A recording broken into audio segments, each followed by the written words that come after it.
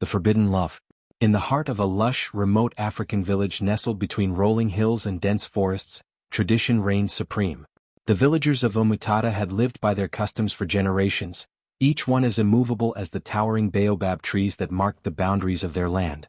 It was in this village that Adanna, an impulsive young girl, full of life, found herself caught in the grip of a fate she did not desire. Adanna was known for her modesty and grace. Every morning she would rise before dawn, donning her vibrant African attire, a flowing wrapper in deep hues of blue and gold, a matching headscarf meticulously tied, covering her thick, braided hair. Her eyes, dark and full of life, held a secret longing that she dared not voice, not even to herself. Adanna had been betrothed since childhood to Chief Okoro, a man 3 times her age. Okoro was a wealthy and respected man in Umutada, his influence stretching far beyond the village boundaries. It was an arrangement that brought honor to her family, yet filled Adanna's heart with a silent dread. One day the village buzzed with news of a visitor, Father Burko. He was the son of the village who had left for the city many years ago, a boy at the time, only to return now as a man of God. The villagers, curious and reverent, flocked to the small chapel to catch a glimpse of him. Adanna was among them, her heart pounding with a feeling she couldn't quite place. Father Burko stood tall, his presence commanding yet gentle. He was dressed in the simple robes of a priest, his head shaved ceremoniously clean. His voice, when he spoke, was deep and soothing, like the sound of a river flowing over smooth stones. "My people," he began, his voice carrying through the small chapel, "I have returned to help you find the path to God, to guide you through his teachings." Adanna's eyes never left him. There was something about Father Burko that drew her in, a sense of familiarity mixed with an aura of mystery. She remembered him vaguely from her childhood, a boy who had once played in the fields with her and the other children.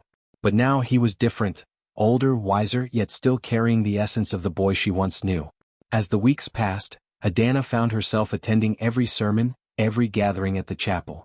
She would sit quietly at the back, her eyes fixed on Father Burko, her heart fluttering with emotions she couldn't quite name.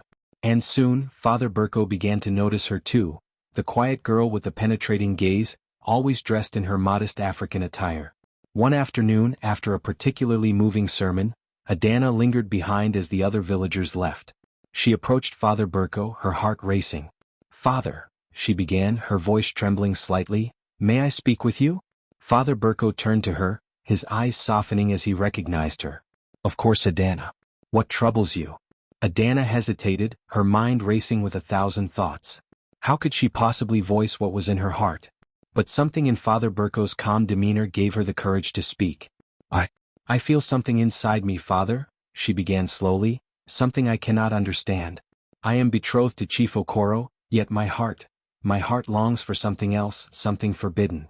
Father Burko's expression darkened slightly, though he tried to hide it. He had taken a vow of chastity, a vow to serve God and his people without the distractions of earthly desires. Yet hearing Adanna's words stirred something deep within him, a memory of the boy he once was, and the feelings he had once buried deep inside. "You must be careful, Adanna," he said, his voice low and measured. "The heart is a powerful force, but it can lead us astray. You are bound by tradition, by duty. We must not allow ourselves to fall into temptation." But Adanna could not be swayed.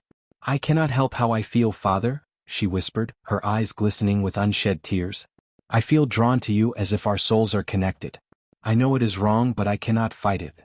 Father Burko felt his resolve weakening, the words of his vow echoing in his mind. He had returned to Umutada to bring the light of God to his people, not to reignite old passions. But Adanna's presence, her innocence, and her unspoken plea tugged at his heart. "Adanna," he said softly, reaching out to touch her arm, "we must be strong. For your sake, for mine, and for the village. This cannot be." But even as he spoke the words, a part of him knew that the seed of something forbidden had been planted. And as the days turned into weeks, that seed began to grow, nourished by stolen glances and fleeting touches.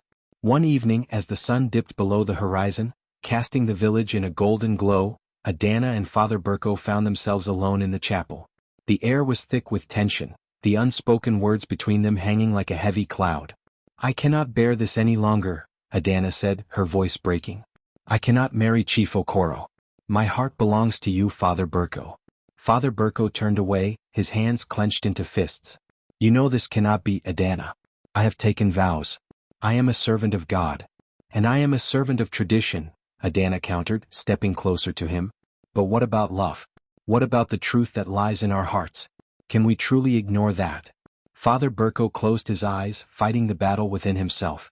He knew what was right, what was expected of him. But he also knew that denying his feelings for Adanna was like denying the very essence of his soul. I cannot break my vows, Adanna, he whispered, his voice thick with emotion. But perhaps in another life, in another time. No, Adanna interrupted, her voice firm. In this life, in this time, we must choose our own paths. At that moment, the chapel doors creaked open, and Chief Okoro stood there, his eyes narrowed with suspicion. He had noticed the growing connection between Adanna and Father Burko, and he would not allow his honor to be tarnished. What is the meaning of this? Chief Okoro's voice boomed through the chapel, causing both Adanna and Father Burko to startle. Adanna turned to face him, her heart pounding. I cannot marry you, Chief Okoro, she said, her voice steady despite the fear in her heart. Chief Okoro's face twisted in anger. You dare defy me? You dare defy our traditions? Father Burko stepped forward, placing himself between Adanna and the enraged chief. She is not a possession, Okoro. She has the right to choose her own path, as do I. The tension in the chapel was palpable, the air heavy with the weight of the words that had been spoken. Chief Okoro's eyes blazed with fury. You have made your choice, Chief Okoro finally said, his voice low and dangerous. But know this, there will be consequences. The village will not stand for this betrayal. With that, he turned and stormed out of the chapel, leaving Adanna and Father Burko standing in the growing darkness, their hearts racing with the enormity of what they had just done. As the village began to murmur and whisper about the scandal that had erupted, Adanna and Father Burko knew that their lives would never be the same. They had defied tradition, challenged the very foundation of their society. And now they would have to face the consequences together. But in that moment, as they stood side by side, the world around them seemed to fade away. All that mattered was the love they shared, forbidden though it may be, and the path they had chosen, together.